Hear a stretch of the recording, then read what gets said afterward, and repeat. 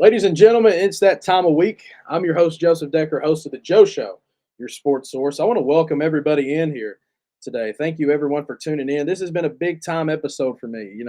Being joined by Pedro Bradshaw here in just a few minutes, we'll have him hop in and talk a little bit.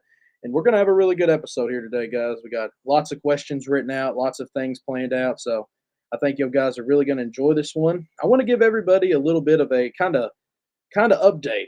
We've not had a show since last Monday where we were joined by Josh Carrier, but that was an amazing show. So I really want to thank everyone who tuned in for that.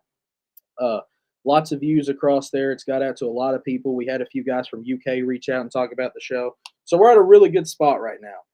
Outside of the show, myself, doing some work with the scouting exposure camps, kind of traveling around the state has been super fun. So Thursday, which is tomorrow at 6 p.m. We'll be joined by Turner Buttrey. A lot of guys know Turner. He was quite the character. But that's going to be a really good show. And then Saturday, we leave to Asbury for a camp up there. So we'll be posting a lot, talking to some guys, interviewing some guys, and doing just a lot of cool, fun things. Today, we'll be live across multiple platforms. We'll be live on Twitter. We'll be live on YouTube. We'll be live on Instagram. And as always, Facebook. So I want to thank everyone for tuning in here early, making sure everything's working and running on our ends. We're streaming on all platforms. And I want to go ahead and ask everyone, go ahead and interact in our chats. You're always able to talk to us through our chats, ask questions, talk to us, ask us some things. So if you're interested in maybe talking to Pedro or you got some questions for me, send them through the chat line and we'll be happy to read them for you. I want to go ahead and talk about our amazing sponsors because at the end of the day, none of this is possible without you guys. They do a lot of the funding. They do a lot of great things behind the scenes for me and help me out a lot. So there they are. I want to talk about them a little bit. We have Ronald Scott Lindsay, our judge executive here in Evanston County, a longtime supporter, a great man, and a great person. Just an amazing dude. He does commentary around the county. He does lots of great work, and I'm really glad that he was able to sponsor because he's been showing so much support. I had to hit him up. I had to give him the phone call. Kentucky American Seeds, that's our guy Jonathan Hodges, located in Brownsville on Veterans Memorial Drive. His phone number is 270-791-7680. If you want to do any work with him, contact that phone number. Jonathan is a great guy to do work with, and we're trying to get some of his beats on here. He makes lots of beats, and he does lots of things like that. I want to shout out Rafferty's. That's my guy, Scott Lindsay. Scott's treated me great, but Rafferty's is an amazing place, an amazing organization, and an amazing restaurant. So show your support there. They're located in Bowling Green and multiple other locations in our state and in Tennessee. Quantum Flex Training is my guy, Trey Main Pillow in Bowling Green, Kentucky. Shout out Trey. He's an amazing trainer, an amazing guy, and he does amazing work at good prices. Contact him at 270-202-0517. More information on all of these sponsors are listed on my Facebook if you scroll down a little bit. So that's a perfect opportunity for you guys to check it out a little bit. Hayes Towing and Recovery is located in Smiths Grove, Kentucky. That's 270-597-7057. They do amazing work with towing, and they're a great round all people. Shout out my guy, Cub Hayes, for coming through and sponsoring. He's an awesome guy, awesome person. So do your business through them, especially if you're in the Warren County and Barron County areas. Grable Funeral Home is a longtime supporter. They're dedicated to those we serve. They are awesome. Roy Grable is amazing. He has been shouting us out, promoting us, working with us for a long time now. So give Grable Funeral Home your business, and if you ever go in, tell them you know Joseph Decker. It should go good. But Lizzie May Outdoors is homes and outdoors furnishing, and they do lots of designing. Have them over, they'll kind of put some things together, makes things look right, and they're the best out there. United Country Real Estate, Heartland Realty and Auction LLC. Those guys can do a little bit of everything. And that's our guy, Chris Grable. His phone number is on the screen to contact him. Chris Grable, one of the best there is out there. Amazing guy in the county, does a lot of amazing work. Premier Asphalt Services, that's my guy, Derek Souders. Welcome to the sponsor group. 270-999-0781 is a contact, and then 270-438-6733 in Brownsville, Kentucky. We recently shared a few posts on Facebook of some of the work he's done around our area, so be sure to check him out and some of the work he does. He's an awesome guy, and he does some awesome work. And last but certainly not least we got two more. Elkins Grove Wedding and Event Venue, that's Kelsey and Miranda Elkins. Their location and their number to contact them is listed below. So be sure to do some business with them. They have a beautiful venue. They do some great work. They can do photos, marriage, so much more. And the B Spring Lumber, that's the Wood family. Thank you so much for sponsoring. They're a great business. They do loads of work. They do lots of great things. So make sure to check out Kelly Wood and B Spring Lumber. located before you can turn to go out to the dam, and located before Hubsville Baptist Church. So make sure to give those guys all of your businesses. We can't do anything we do without these amazing sponsors. So I always want to shout them out and give them their time. So we'll kind of go back here. We're about to get into the show. I got my guy Pedro behind scenes, about to have him in. Now, if you don't know Pedro, he is one of the best high school basketball players we've ever had come through the state. I know he's a very humble guy and probably wouldn't say that, but the stats and the kind of the accolades back it up. Pedro Bradshaw played at Russellville, would commit to Belmont, spend time at Bellarmine, Eastern Kentucky, and now has kind of been having a great career in the professionals. He signed a new contract recently, so we're going to talk about that. He does a lot of work behind the scenes, though, with exposure camps and working with kids. So Pedro does a little bit of everything. He's highly respected by everyone, and we're going to get him in here. Pedro, what's up, man? Hey Joe, what's good, man? Nothing much, man. Thanks again for coming on. We talked a little bit behind the scenes, but this was a big episode I wanted to get done and kind of do. And I reached out to you, and it kind of went smooth. I know we talked about it behind the scenes, but shout out my guy Jacob Howard. He kind of gave me the idea to pursue this. So, uh, Pedro, how have you been, man? Got anything you want to talk about? I know we have the new contract. You want to talk about that a little bit with the NBL? Yeah, man. I've been doing well, man. I've been on the go the last month. I just got back home literally yesterday. I've been gone since like the 30th or 31st of last month. So I need a little time to take a couple naps. But no, man, I just got back from summer league with the Charlotte Hornets. Again, was gone all this month. We went to Sacramento, played 3 games there, then flew to Vegas and played 5 games there. That was a hell of an experience, man. I learned a lot. Got a chance to obviously like be around and meet and interact with all the players and all the Charlotte's front office and all their players, LaMelo, Miles Bridges, all those guys, B Miller. So it was dope, man. It was dope. I really had a good time. I really did, and I think I was able to make a good impression in a lot more ways than one on and off the court with all those guys. So hopefully that could be something down the road. But as for right now, man, I like you said, I signed in the NBL with the Cairns Tapians, and it's gonna be a huge opportunity, man. They're offering me a really big role. It's a pay raise, so that always helps too. But no, a big role, a lot of minutes, and it's an opportunity for me to put myself in position to be in the NBA to finish out in the spring. So that was one of the big reasons why I took this opportunity. So I'm just ready to take full advantage once I get there. Oh yeah, I love the contract. I kind of love everything about it. I think it's a great fit for you, and we're going to be supporting and watching. But a big reason I got you on here is you bring a lot of history. Your work at Russellville, some of your college work. You've went through the pros. You've got to experience, meet a lot of guys. But one thing big with how I do a lot of high school work, you've always been heavily involved in camps. Being there for some of these kids, guys, giving them advice, talking to them. So I want to speak on that a little bit. You've had Pedro Bradshaw camps. You got to work with lots of kids, coach them. So speak a little bit about that. Some of the guys you got to be around and kind of what the camps are. Oh man, I just had my fourth annual PB32 Elite Camp. I host them in Russellville, Kentucky, in my hometown at the high school, and man, every year it seems like it gets better and better and bigger and bigger. And that's a credit to obviously the coaches I have, but more so the players, because if I don't have the players, there's no camp. But no, man, that camp is my baby, man. I put so much time and work and effort into it to make sure that it does well every year, which means getting the top players in the state and top players out of Tennessee and Indiana and places like that, and then getting top tier coaches. Every coach that I have is either a current pro, whether it's NBA, G League overseas, or was a pro. Um, and I have a couple guys that are really close to me that are AAU coaches. So every single person has a lot of connections at every level. So, and I always tell my guys that one, that they're not there for no reason. Like I'm handpicking all of these kids that are there. So you never know who's watching or who we know.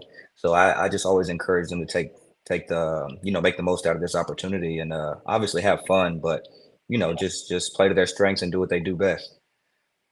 And that's awesome. I kind of talked to you about behind the scenes, seeing a kid, be able to get exposure, get his name out there, be watched by some of the best out there. It means so much to him, and it means a lot. I want to kind of get into some questions now, and kind of, there's some people tuning in here who know you as a player, but they maybe don't know some of the backstories. Where you came from, your life. So, your basketball talent is incredible. But when did you kind of know that you wanted to pursue and play basketball? When was that kind of key moment? Um, Man, I've only told this story a few times, man, but my sister was my inspiration, and I don't even think she knew that initially. But no, man, my sister was a hell of an athlete, man. She played everything, basketball, volleyball. She ran track, softball. Even played middle school football for a second. Then my granddad, cut that off. It would have getting hurt, but no, she was tough as nails, man. We've always had a really close relationship, and I always looked up to her. And but we always obviously had that competitive, Yeah. thing going on, which is natural and normal. She used to beat me up too, so. No, man. So one day, my granddad was a really great basketball player in his time. So he was teaching her some little fundamental things. I think he was showing her how to how to do a reverse layup at our local rec center down in Russellville, and she was struggling trying to, get the angle right on the backboard and the footwork and everything down. And I'm watching. I'm like, hell, I can do that. So, that's honestly where it kind of started because I didn't even like basketball initially. I was a big video gamer, like most kids. I wanted to be in the house, play the game all day. But no, so that's really how it got me going. It was her, and I always went to every game, and I was around her and all her friends, probably a little too much. But no, my granddad kind of took it from there, and um, now we're here. Yeah, So. we are here. I think that that reverse layup has been a big thing. That kind of built you into who you are today. If that never happens, maybe Pedro Hey, Bradshaw doesn't pick up a basketball and pursue the career. Hey, you never know. Shout out to Natasha. I love you. So speak a little bit about middle school, high school days. Basketball. When did you kind of start having this come up? Because you were always a really solid, great player. I was looking at the stats from each season, but when did you kind of break out? You think and become just a great player? Um, I think towards the end of my sophomore year, um, I played. I started as a freshman in high school, but I was really taller. Like I always had the skill. Yeah, Um, well, wasn't the strongest, wasn't the most athletic or anything, but I was very skilled, could pass, could shoot, do a little bit of everything. yeah. And I always had really good leaders my first couple years, so they kind of helped me out a lot as far as like learning how to win and how to really run a team, and get the best out of others. Um, so no, at the end of my sophomore year, man, obviously AAU, like that 15U, 16U, that's kind of where things really start rolling for you. So I was playing with Western Kentucky Elite, a local team, and Yeah. then I ended up switching to Team Corey Brewer in Nashville, which is now Team Mookie Betts, Okay. and playing with guys like Grayson Murphy, who just played summer league with the Lakers, and Trey Hollowell, who just led the league in scoring over in Croatia, played at Morehead State and Wofford. Playing with guys like that kind of upped my recruitment and got me seen early on and created that buzz. And then next thing you know, after that summer going into my junior year, I have, three or four schools coming to see me, all Division I, coming to see me work out in the morning, at Russellville High School at 6:30 a.m., before school. So that kind of really got things going. Oh yeah, you were highly recruited. You talked about like over 10 offers and interest from schools. You mentioned Tennessee, Xavier, Mississippi State, UK, LSU, so many more. But speak on that recruiting process a little bit because there's a lot of kids kind of going through that right now, making those decisions, kind of being pressed up. They've not got much longer maybe to choose where they're going. But speak on your recruiting process. Honestly, man, it started off slow, but again, like I said, after my sophomore year, it kind of slowly started to build, and I started getting a buzz. But it was slow, man. Like even in Kentucky, I wasn't one of the highest ranked players initially. There were a lot of guys way above me. Yeah, Um, so again, it was a little slow, but it was fun though. Once things started heating up, I went to the MBPA top 100 camp. So that helped out a little bit with those high majors like UK, like Coach Cal saw me there. yeah, And I was told he really liked me because I was there, picking guys up 94 feet, yeah. and playing hard and doing all the intangible things, forget scoring and those types of settings. You're really just trying to show that you can do something different to help a team. So again, from there, things really started really rolling. Like the day before the first day of school, I'm hanging out with my friends, and there's like a back to school thing where everybody's getting haircuts and stuff. And I get a call from a 502 number, and I don't answer because I'm getting my haircut at the time. And then we're all sitting around kicking it, talking. I check my voicemail, and it's Coach Villado, who was on staff at U of L with Coach Patino at the time. Yeah. And I'm like, hey y'all, Louisville just called me, and everybody got immediately hyped, man. And so that was a dope moment. That was a really dope moment. I got to talk to them for a little bit. So, but no, man, it started off slow. But the biggest thing that I always kind of told myself was just stay in my work. All that other stuff doesn't matter, and sometimes that's a lot easier said than done. But again, like that working aspect has never it's never faded away. So I kind of had that early. My granddad and my granny, they were huge components in that. My granddad made me work at the Arby's across the street from the high school my sophomore year. So, um, after practice, I would go over there and work a 5 hour shift, 6 hour shift, and then I would be able to come right back at 12 o'clock midnight. I mean, midnight or 1 a.m. Probably when I shouldn't have been, but I'm over there for another couple hours getting it in, playing till 2 a.m., 3 a.m., so that was a continuous thing all the way through my freshman year of college. So it was really just work, man. That's literally all it was. So I think that's always going to be the biggest separator between people is their work ethic. You hear that all the time about work ethic, and at first you're like, well, people just say that, but I've got to interview so many people, and the ones that have succeeded the most have had that work ethic, and you really see that, and I think it's awesome. So we talk about the high school. You coach. I mean, you were coached by Phil Todd. One of the best to do it, especially in Kentucky. Man, he is an amazing coach. Lots of history, but you play in the fourth region, which Bowling Green was dominant at that time. Bowling Green had some great teams, and pretty sure Terry Taylor played for him, who has spent time in the league. Known guy around here. So, how was it like playing in those fourth regions? Going to the tournaments, playing at Western, things like that. Tell us a little bit just about the high school experience and the competition. man, it was a lot of fun, man. There's been so much talent that's come through this little area of Russellville, Bowling Green, Franklin, Edmonton, Monroe County. This little area, man. There's so much talent that's come through here, and like those Bowling Green teams were always loaded. Like I didn't beat Bowling Green ever in my 4 years, man. Got close a couple of times my senior year. But again, my senior year, they won the state championship. They beat us in the regional championship. I think we could have made a run if we would have beat them. I don't know if we would have won it. They were special, man. They had Zion Harmon and D'Angelo Wilson, running the one and the two. And then you obviously have Kyron Jones and Terry Taylor at the 4 or 5. You can throw whoever you want out there at that third spot. So, no, man, Terry Taylor's actually a really good friend of mine, man. That's my best friend. He's like my brother. We've been together since eighth or ninth grade, and we played together a couple seasons at AAU on that Western Kentucky elite team. So I'm really proud of his progress, man, and how great of a career he's made for himself so far. And but yeah, man, it's always been loaded with talent, man. It was a dogfight every game, damn near. Even Franklin Simpson was another tough matchup. They had Taven Lovin, who's also one of the best players to ever come through Kentucky, and they brought in a couple transfers, Trey Radcliffe and Ali Utsi from Portland. So yeah, man, it was always good. We were the kind of the 1, 2, 3, the three best teams those last couple years. So it was fun. Oh yeah, and there's so many kids who to this day still say, being from Kentucky, being from this area, you can't play at the next level. But you talk about, you and Terry's success, and that's a prime example that no matter where you're from, you can make it. And the big thing you talked about was that hard work ethic. The senior season was great. Statistically wise, you were you were sending me, a lot of stats and accomplishments. I'll read some of them, man.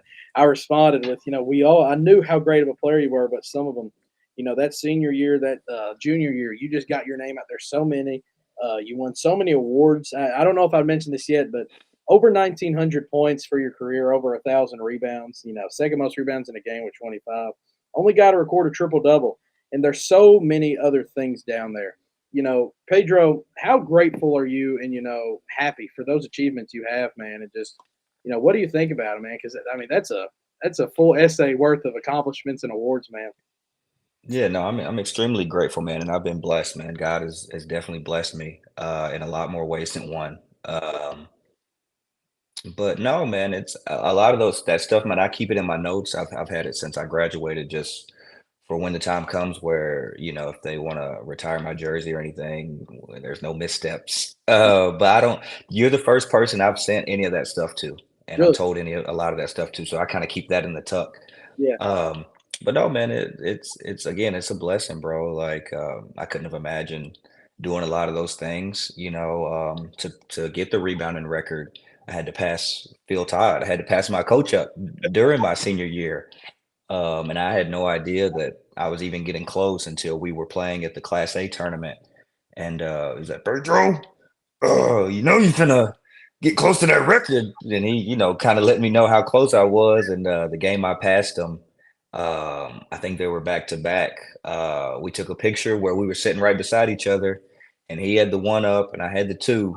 And then after that game, we were sitting beside each other again, and he put the two, and I put the one up. So I think I still have that picture, man. But no, a lot of that too, man, was Coach Todd, man. As a freshman, he really, really pushed me hard because I think he saw what I could be, Oh yeah. and I always wanted to be great and knew I could be great, but he kind of really brought a lot of that out of me. I remember vividly, like we were doing some drill where you had to like put a weight vest on and do like little mic and finishes and stuff on the block. But and I wasn't a big man, but that's just where I was at the time. And I was like, fuck, I don't want to do this. But he was like, Pedro, I'm gonna make you all American.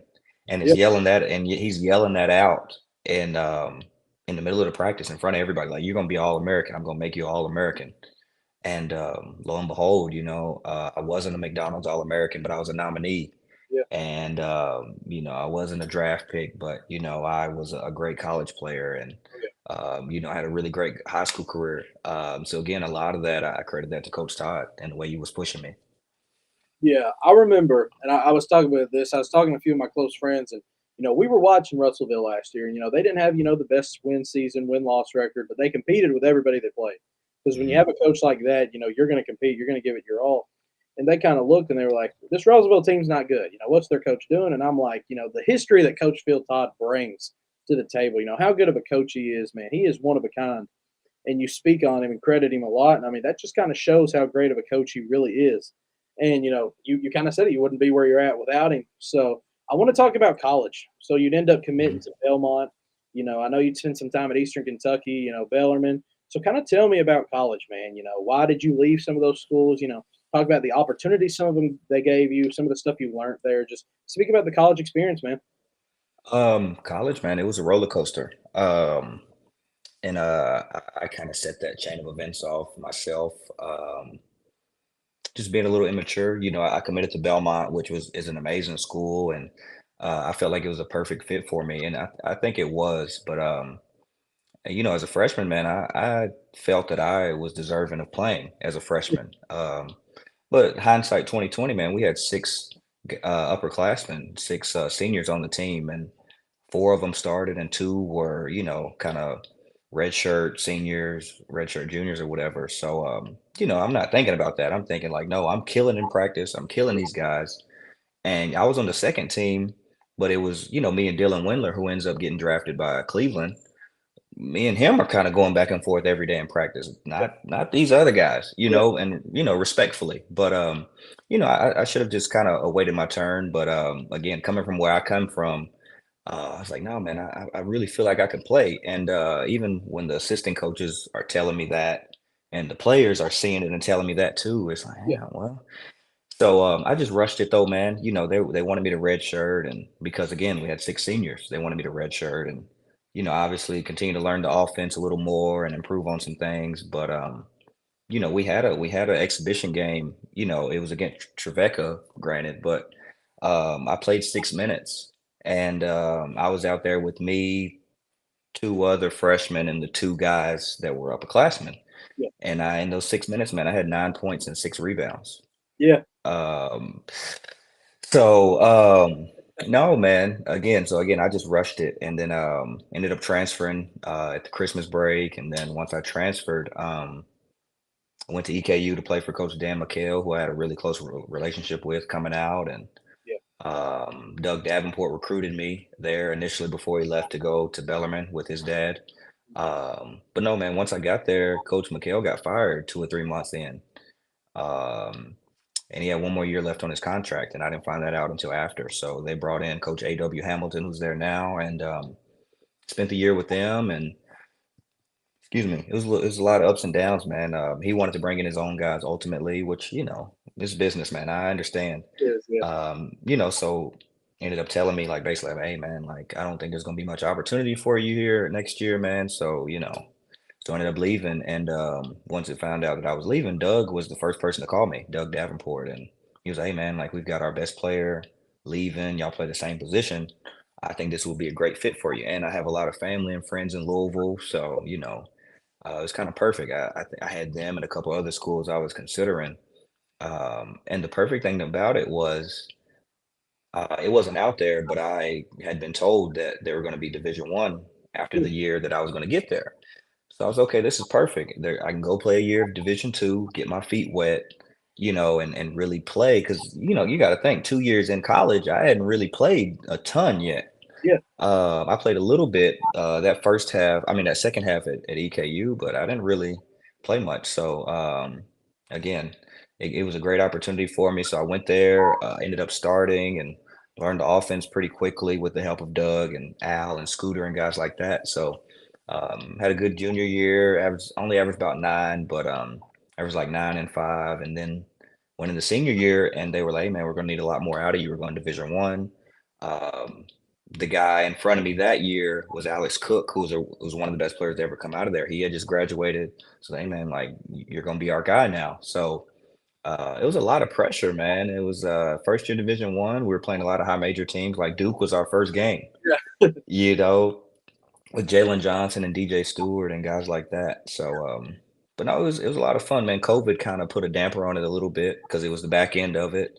So we had a lot of games that got canceled. But no, man, it was fun. Still ended up averaging 16 and 6 or 7 rebounds, and was unanimous first team all conference and runner up for player of the year. And I lost it to my guy Darius McGee. yeah. um, That name. the yeah, he's tough, man. The game literally, the player of the year literally came down to the final regular season game of the season. We were number one.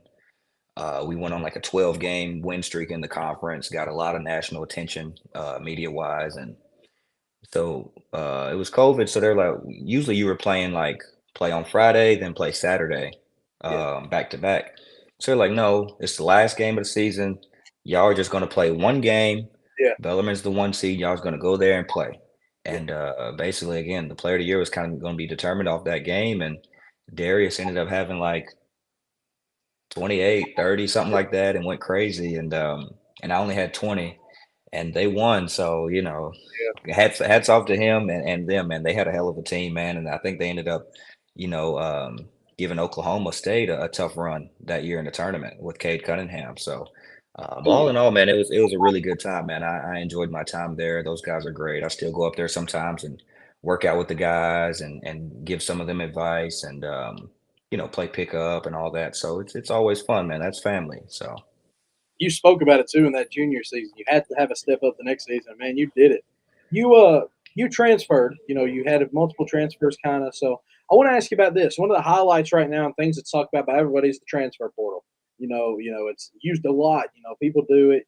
Constantly, daily. There's transfers. Some of the best players in the country's transferring. So, what's your opinions on the transfer portal? I want your brutal, honest opinion. What do you like about it? What don't you like about it? Just tell us your thoughts. Obviously, transferring's always been a thing, but that year I transferred, the portal was like brand new. Yeah, Um, Obviously, man, like every situation is different. Um, I transferred twice. The first time was on me. The second time wasn't really on me, but it gives guys an opportunity for a fresh start in a new chapter. So you can never be mad at that. And again, every circumstance isn't the same. So I like that they're putting like kind of regulations on that type of stuff. And I think with the NIL now, it helps and it hurts it a little bit. You know what I mean? But all in all, man, I'm not in college basketball anymore, so I don't even like getting into that. If again though, if it's going to benefit the player, I'm all for it. At the end of the day, so. I think whatever's best for the player, man. And you kind of mentioned it. Every situation's different. So after your college career, you have had a successful after career. You've got to play multiple leagues, multiple great franchises, teams. So tell us after Bellarmine, tell us what happened from there. Tell us about the teams that have picked you up. You've played for. Just tell us kind of what happened after that. You said you went undrafted. What was the moves after that?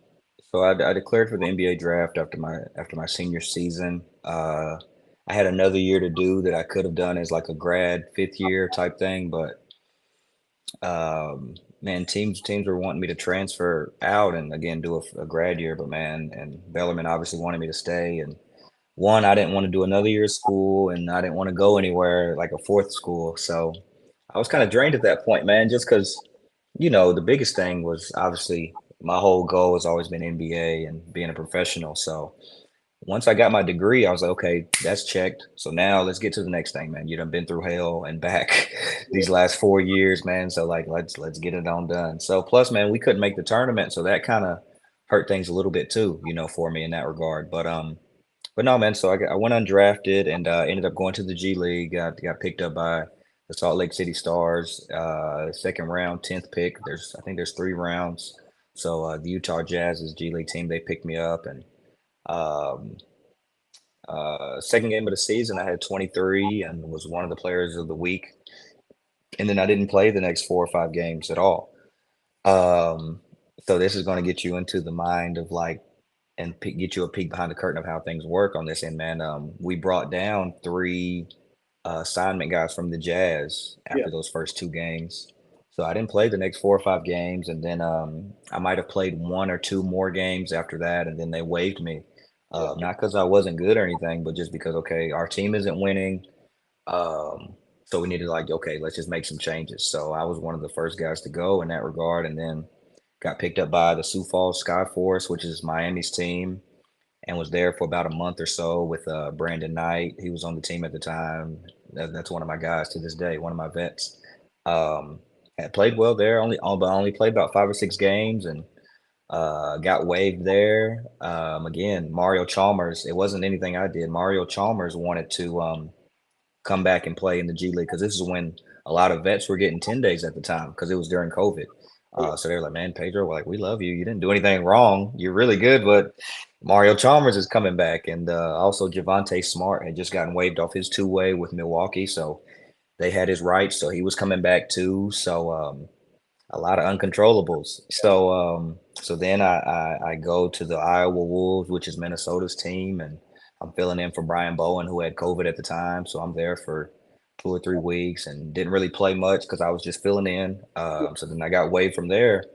Was with guys like Isaiah Briscoe and some other really great vets there, McKinley Wright. But then I got picked up by the Fort Wayne Mad Ants, the Indiana Mad Ants now, but Indiana's team. And man, like from the first time I got there, man, everything kind of clicked. I had guys like Jordan Bell who won a chip with Golden State, and Nate Hinton, and Gabe York, and Justin Anderson, and Walt Lemon Jr. Guys like that, guys with real NBA experience and who have been high level guys for a long time. Justin was a guy I actually kind of grew up watching, at Virginia and early on in Dallas in the NBA. But no, man, the crazy thing is we played our first game in Cleveland, and I didn't play that great. I only had like 4 points, but I was like a plus 20 something, like an Alex Caruso type game. And I went down to the hotel bar to get some food, and the GM and the head coach are sitting right there. And I didn't really feel great about the game, but they're like, hey man, like we're so glad to have you here, bro. Like, we tried to get you initially at the beginning of the season in the draft, but Utah wouldn't trade us the pick. He's like, man, we're so glad to have you here. And man, from that point on, man, it was like, okay, they trust me, they like me, so I can just go out here and just play, man. And yeah, I finished out that season, finished out my rookie season. I had a game winner against Detroit's team. With Luca Garza was on that team at the time, so that was fun. And then they brought me back the next season. Um, Had like Jermaine Samuels, who's with Houston right now, and Gabe York came back, and Justin came back, and we had David Stockton, John Stockton's son. Eli Brooks. We had a lot of really good players on that team, man. We had 9 Exhibit 10s. And the roster is 10. It's it's 10 guys on the rosters, 10 standard G League guys. So 9 of them were on contracts with Indiana to a degree, and I was the only guy that was getting paid regular old G League money. So Trevlin Queen and Kendall Brown, they were on that team at the time too. But had a good season then, and then this past year, my third season, man, had a really good year. Was able to start for most of the year, but it was a little up and down just because um, we had Jarris Walker and Ben Shepherd come down with us a lot. So that kind of made things kind of go up and down and a little bit of a roller coaster. I had like a 3 game stretch. This happened multiple times, man. I had a 3 game stretch where first game I had 15 points, 16 rebounds, 6 assists. The very next game I had 24, 8 rebounds, and 4 assists or something like that. Then the next game I had 24, 9 rebounds, and 3 or 4 assists. Then I didn't play much the next game. Because they had came down. So kind of dealing with that, man, was kind of tough this year, but I was still able to, pretty much make the most of it. Had a lot of really big games. Me and Oscar had a big game together. Oscar had 26 and 26, and I had 18 and 18 the same game. So that was kind of cool. But no, man, it's been good up to this point, man. And then obviously now all that helped put me in a position where, NBA front offices know me, they like me, they're interested. Yeah, Now it's just a matter of, okay, no, we know that you can play, but we haven't really been able to see you play consistently in a consistent role where yeah, we know, okay, Pedro's gonna play this amount, he's gonna do this every night. It's been like, okay, well, he's gonna play tonight. We don't know if he's gonna play 2 games from now, and again, you control what you control. So all that is set up for me being able to get this NBL deal and now put myself in a position where I can go be one of the main guys and now come back to the NBA potentially in the spring. So like I said earlier, man, it's a huge opportunity, and I'm extremely excited. well, I don't just say this because you're right here with me, but I do believe I think the NBA is in the future without a doubt. And I'm so glad that Indiana believed it. You talked about those teams kind of being shaky, not always talking to you and stuff, but then Indiana kind of wraps you with open arms and loves you and takes you in. And you had some great games, man. Being from Kentucky, seeing your scores, I see it more often because you're from here. But man, that was being posted, globally. People were seeing that, so that's a big deal, man. Talk about being around these NBA players and yourself, and being one of these guys, and playing against this skill level every day. Who's some of the best players you've ever been able to go against or kind of compete with? Oh man, the list is crazy. Competing against Brandon Knight every day in practice was wild. Yeah, Um, just because he's not the quickest anymore or most athletic, but he got a lot of juice left. yeah, Carson Edwards, who played at Purdue. yeah, Carson's so dope, man. Justin, obviously. Justin really showed me and talked to me about, gave me really good knowledge about like the NBA. One of my first days, we were talking, and I was like, man, you had a great game, such and such. He might have had 30 something. He's like, Dro, that's cool, but he's like, I'm not finna do none of that when I get these 10 days or get this call up. He was like, they're gonna want me to space the floor either to the corner of the wing, knock this open shot down, go back here and play defense, maybe grab a couple rebounds, and just do that the whole time I'm out here. yeah, He was like, so yeah, like getting 30 and stuff is cool, but at the end of the day, they want to know, can you come over here and play a role when we call you up? Because we've got guys to do that. So that kind of really flipped a light switch on in my head. Like, obviously, scoring is always going to be the main thing.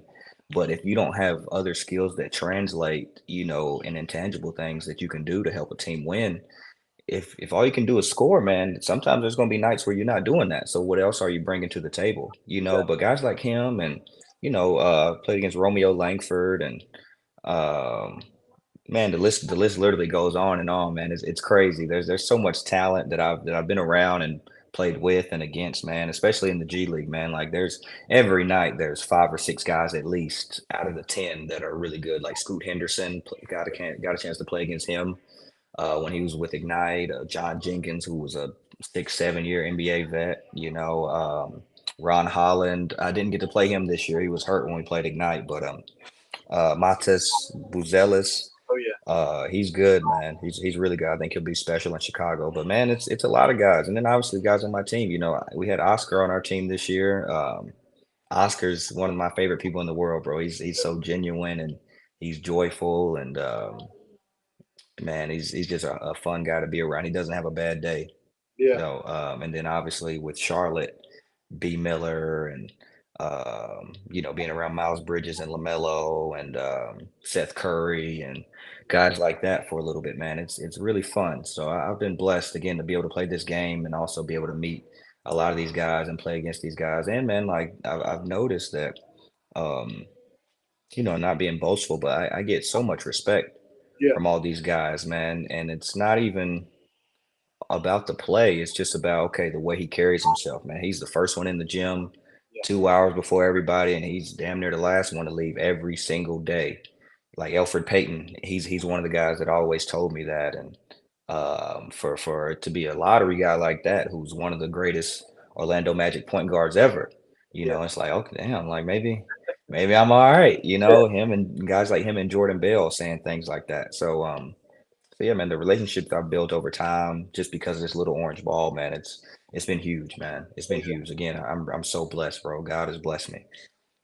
And I kind of mentioned, I said, I know you'd be humble about it, man, but you've had such a good career, man, and you've influenced loads of basketball players, especially in Kentucky. You mentioned a lot of great names there, but Carson Edwards was my favorite.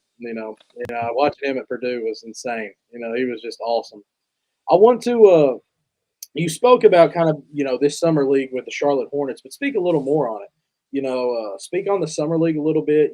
Some of the games you played. Being around those guys. How are practices like? Is there practices with G League teams? Is there meetings with coaches? How is it? Man, summer league wise, summer league differs because they don't set a roster limit per se. So they're usually okay, just pick whoever you want, and then yeah, we can figure it out from there. So man, like some teams had like 10 or 11 guys, and we had 20 our Yeah, first week. And B Miller again, he was with us. He was first team all rookie and averaged 18. It's like, bro, what are you doing here? But no, Charlotte they've had like a whole, revamp front office wise and everything. So whole new coaching staff, brand new head coach. So I think the whole reason for that was just they wanted to see Brandon and these other Hornets guys, Leaky Black and Nick Smith Jr. I think they wanted to see them one be coached by him early and kind of set the tone and see how that is and get a feel for each other and also like get a feel for the offense and the defensive schemes and things of that nature. So I think for them, obviously it's great. It's just so many guys for guys like me that's trying to but again, like all in all, man, it was so much fun. I wasn't even tripping about playing fully because it's like, man, I'm here, I'm blessed, and I'm just trying to make a good impression on these guys, regardless of if I play 20 minutes or play 2 minutes. And again, I think I was really able to do that, and the practices were intense. Um, they were very intense, a couple hours, and we're going at each other, and then I'm getting a chance to watch Nick Smith and B Miller go against some of the other guys, man. It was really fun to watch. And B was getting ready for uh practicing and scrimmaging against Team USA at the time, yeah, before he left from us. Um, so man, I think that might have helped him out a little bit while he was there for those 2 or 3 days. And then he came back and played that first game, killed it, and there's okay, yeah, go sit down, go sit down. You've showed enough, but no, it was a lot of fun, man. Just meeting that staff that Coach Lee has brought on, man. He's an amazing coach, man. Like he's so insightful, and obviously I think part of that is him being with Boston this past season, where he just helped win a championship with them, as an assistant coach. And he's brought a lot of the assistants from there with him. So a lot of the stuff that Boston ran and was running offensively and defensively, scheme wise, he's implementing now. So I think he even told me when we were talking, he was like, "Man, like Dro, like the organization's been, kind of on a downward, turn for a little bit." He's like, "I just want to kind of revamp things and give it a new energy and new life." And man, he's doing a hell of a job of that so far, man. He really set the tone, and I told him that. So I think Charlotte is going to be really good this year. I think health wise, it depends as far as like playoffs or play in, but I think they're going to be really exciting and fun to watch, man. When you've got guys like B. Miller and Nick Smith diving on the floor for loose balls in practice, Yeah, it's like, okay, yeah. You're on to something. So, I'd love to see Charlotte back in the playoffs, man. It's been a while.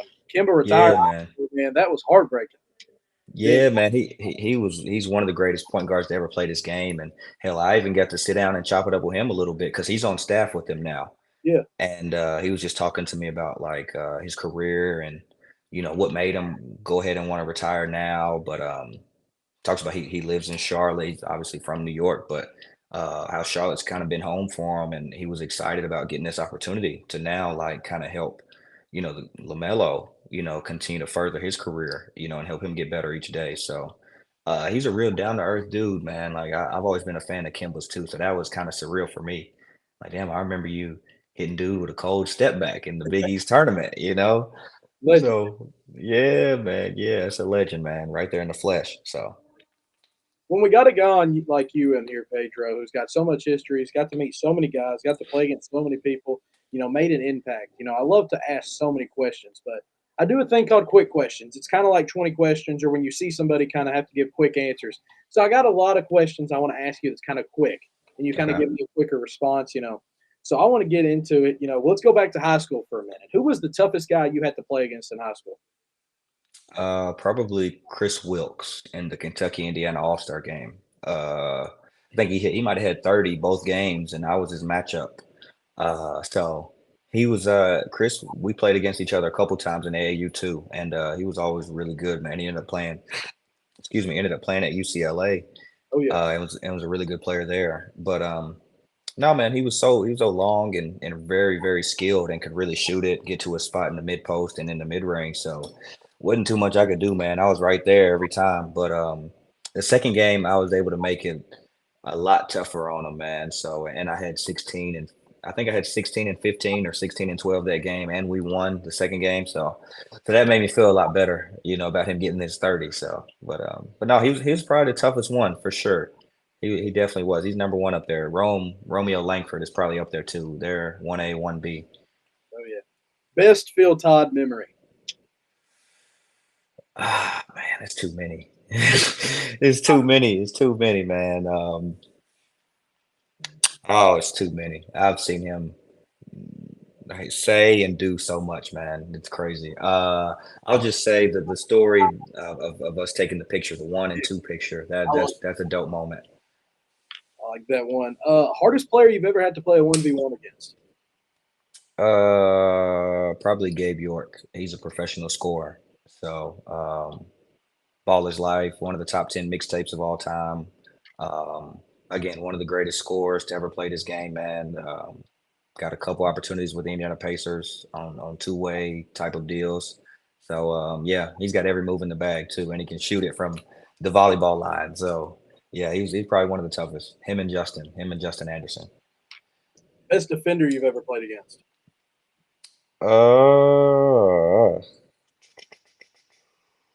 Uh, Leaky Black is a really good defender, man. Leaky's long, he's strong, he's athletic.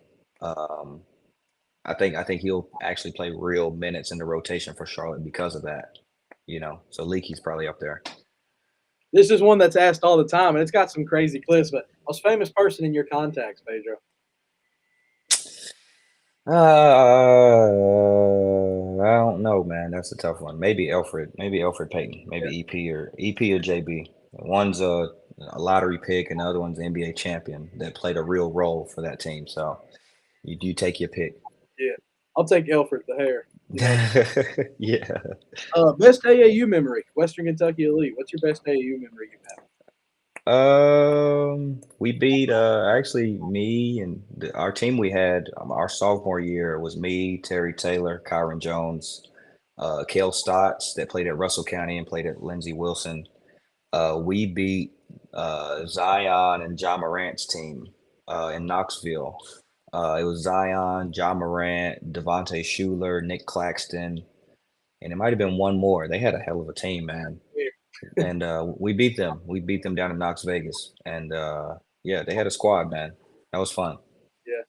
I like it. What was your favorite recruiting visit? What was one of your favorite recruiting visits you got to go on? Me and Trey Hollowell went to Kansas State together on an unofficial. We got a chance to play pickup with their guys and see the whole campus, and it was fun, man. They had like a little party that night, like on the football field, where they were serving like pancakes and stuff, pancakes and all types of like breakfast, Brenner, whatever you want to call it. So had like Yeah. a bit. Someone was in like one of those big inflatable balls, like rolling on the field. Uh, So that was fun. That was fun, man. That was a really good time. oh yeah. Now this is a good one. Best ball handler. Best ball handler I played against? Probably Walt Lemon Jr. Yeah, I can say that. Played, yeah, Walt Lemon, because he modeled his game after Derrick Rose, and some people were really comparing him to him because I think Walt is from Chicago too, wore 25 and jumps like him, all that. So it's probably Walt. Walt got every move in the bag too, and he's quick and shifty. So if he gets you, he gone. So You got to. I'll transition and we'll talk about this. I mentioned it to you. We're at the 50-minute mark. We'll go for a little longer. We talked mhm. about you kind of doing some stuff I do too. Doing a little bit of the scouting, do some exposure camps, meeting these kids. You were just at Made Mhm. Who. Who's some players that people in this state need to get to know about? It's a lot, man. It's a Oh yeah, lot. Josh Lindsay over at Saint X. The kid's only 14, man, but nobody can dunk he's better. oh man, he's got a 40 plus inch vertical already, and the kid's on was he 6'2", if that? Yeah, probably the best freshman in the state. Yeah, yeah. Another one, man, LJ Holman over at Great Crossings. He's one of my favorites.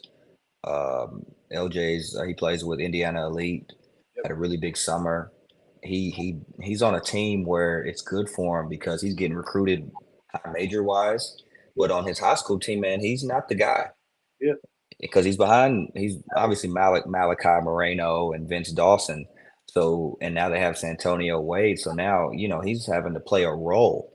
Yeah. And I even told him that it made hoops because he's like, man, yeah, we got this going on, this going on. I was like, bro, like once they're gone, it's your team. Oh, yeah. I was like, so the way you're having to play right now is great for when you go to college because you Yeah. might not be the guy initially where you go. Oh yeah. So now you know how to play a role and do all the little things and then be the guy.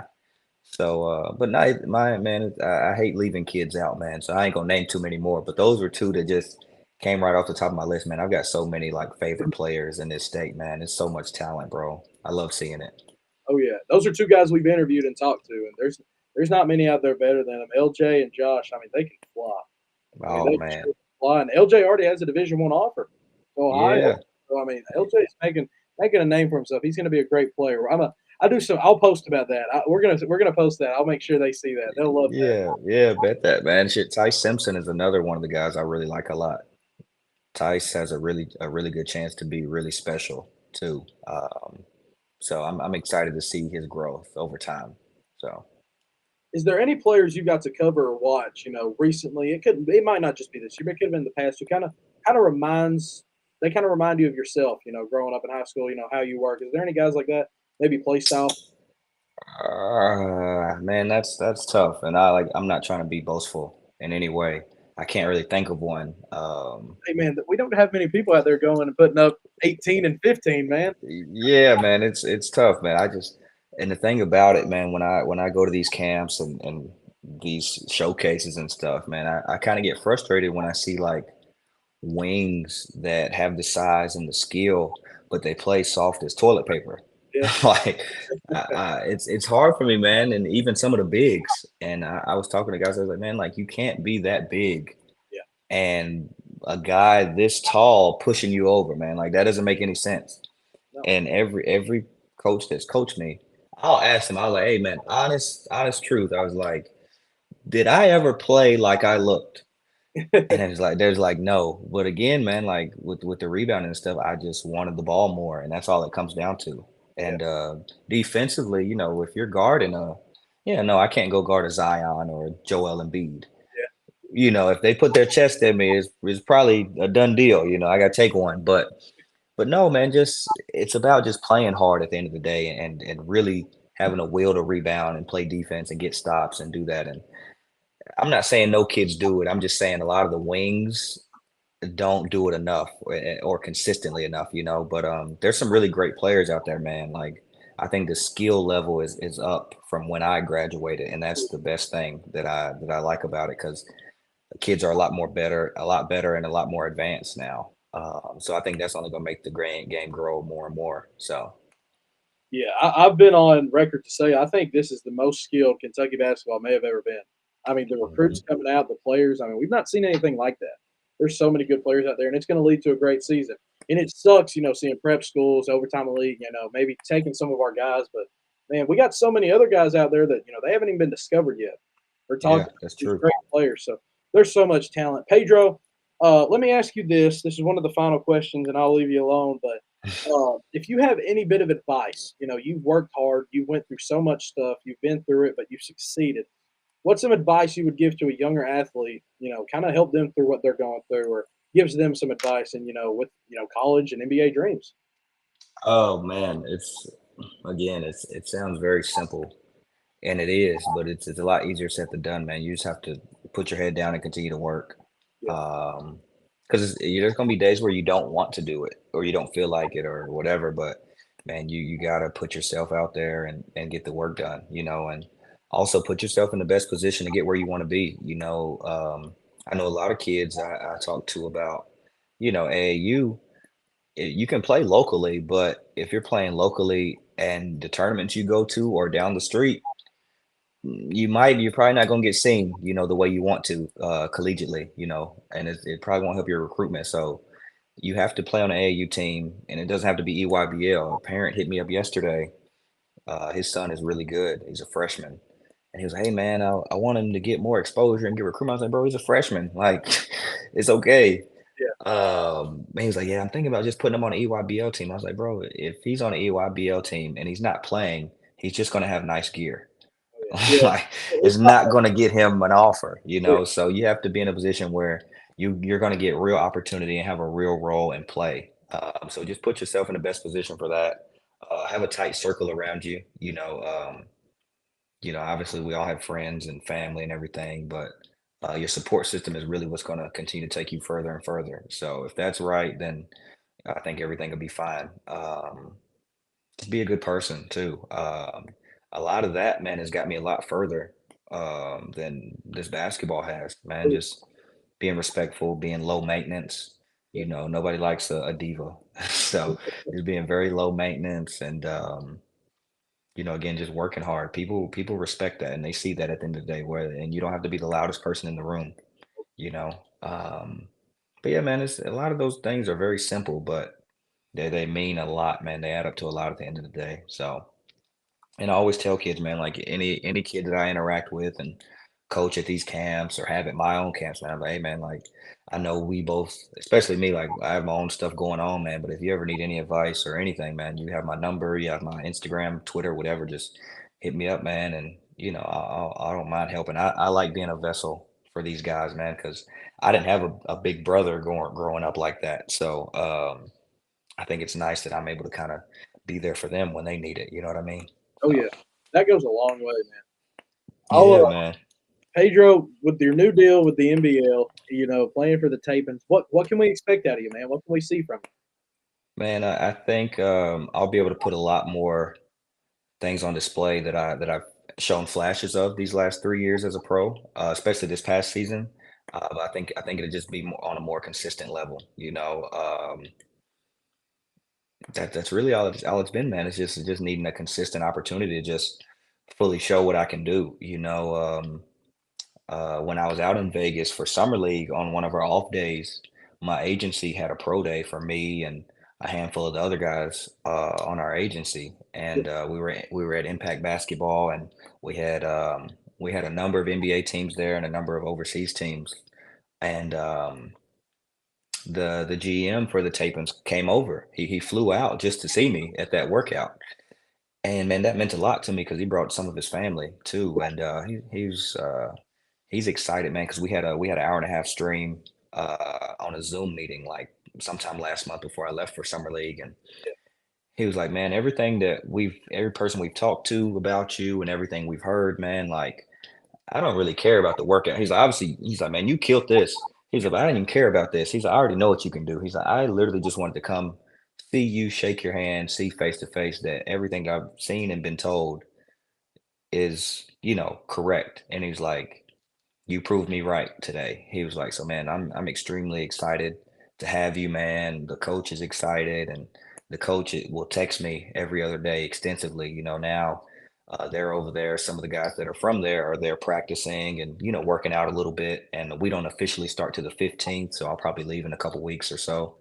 Um, but no, man, he'll text me, sending me plays and little reminders about certain things. So I'm really excited, man. It's going to be a big opportunity that again I'm extremely ready and excited about taking advantage of. And again, I think I'm going to just be able to kind of get back to more of me, just showcasing, continue to showcase that I can play make and score at a high clip and shoot the ball at a high clip on more volume, and rebound and defend. Just again, just continue to be me, just being a versatile player, that I've always been. Yeah, I think this is the moment, man. I think this is going to be huge. Let me say this again, Pedro. Thank you so much for coming on, man. I love all the work you do and everything you do. You're an influence. I told you that already. Now, I'd love to invite you back on soon, man. You're playing over there, and I need you to come back on. I'll definitely No, see for you, sure. Uh, man. And Joe, whatever you need, man, you got my number. You just give me a call, bro. I'm on here. oh yeah, and man, thanks again though, for real, for coming on. It's been a great show. I held you for an hour and 1 minute, so I hope that wasn't too long. But man, Twitter was bumping. We had a lot of people in here. To hear you talk about some of those guys, that's going to make their days. Sharing some stories. Like I said, you're an influence, man. So thank you for coming on and sharing some of these stories. Talking to us. I want to let everyone know to drop a follow us on our socials, follow Pedro on everything. Watch him for this journey because I think the NBL is going to be fun and you talk about it, but the league's going to be calling, and he's done got to hear about it. And, we're supporting him every bit of the way. We got a show tomorrow at 6 with Turner Butchery. A lot of people love him. Some people think he talks too much, but man, I love Turner and I think it's going to be fun. So we'll see how it goes. I want to thank everyone for tuning in. Be sure to come back on tomorrow. God bless everyone. And Pedro, you got anything else to add before we get off? No, man, Joe, I appreciate you once again for having me on the show, man. I love everything that you do. The Yeah. show is dope. The content is dope, man. Just keep doing what you're doing. And tomorrow, when you get on here with Turner, man, we worked out one day, and I want you to just let him know I'm coming for his record. I think he's made 70 something in a row. I think 78 or something. I could be wrong, and mine is 61. So just let him know that I'm coming for him really soon. So. I think you're going to beat him. I think you're going to Yeah, beat I'm working, man. 78 is crazy, him. but 61 ain't too crazy, ain't too bad either. So I'll be okay if I don't. Once again, Pedro, thank you for hopping on, man, and thank everyone for tuning in. God bless.